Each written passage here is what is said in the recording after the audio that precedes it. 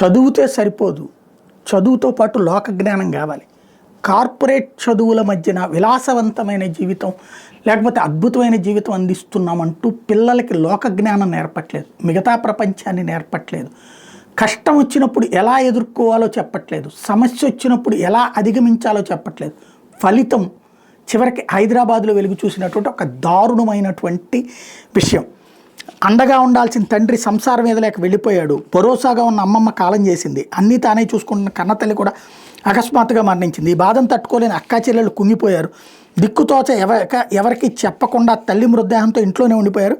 9 రోజుల పాటు తిండి లేని స్థితిలో నిరసించిపోయారు. మధ్యలో ఒకసారి ఆత్మహత్యాయత్నం చేశారు. సికింద్రాబాద్ బౌద్ధనగర్లో ఆలస్యంగా వెలుగు చూసిన హృదయ విదారక ఘటన నేపథ్యం అది. ఉస్మానియా విద్యాలయంలో పనిచేసే రాజుతో 26 ఏళ్ల క్రితం లలితకి వివాహం అయింది. 45 ఏళ్ళు ఆవిడికి. కూతుళ్ళు రవళిక 24 ఏళ్ళు, యశ్విత 22 ఏళ్ళు సంతానం. మనస్పర్ధలతో రాజు 2020లో ఎటో వెళ్ళిపోయాడు. లలిత తన తల్లి అండతో కుటుంబాన్ని నెట్టుకొచ్చింది. రవళిక వస్త్ర దుకాణంలో, యశ్విత ఈవెంట్ సంస్థలో పనిచేస్తూ ఆసరాగా ఉంటున్నారు. 6 నెలల కిందట ఓయూ ప్రాంతం నుంచి బౌద్ధనగర్లోని అద్దెంట్లోకి మారారు. ఇటీవల తన తల్లి మరణించడంతో లలిత మానసికంగా కుంగిపోయింది. పైగా 3 నెలలుగా అద్దె చెల్లించకపోయారు.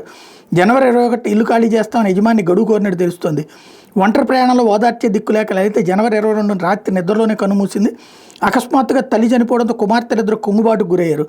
అంత్యక్రియలకు కూడా డబ్బులు లేక, తిండి లేక తీవ్ర ఆవేదన చెందారు. ఆత్మహత్య చేసుకునేందుకు పదునైన వస్తువులతో ఇద్దరు గొంతు మణికట్టుపై కోసుకున్నట్టు తెలుస్తోంది. 9 రోజులు ఒక గదిలో, మృతదేహం నుంచి మరో గదిలో అక్కా చెల్లెళ్ళు ఉన్నారు. ఇంటి యజమాని 2 సార్లు అక్కడికి వెళ్తే లలిత కనిపించకపోవడంతో ఆరా తీసిన వాళ్ళు తడబడ్డారే తప్ప విషయం చెప్పలేదు.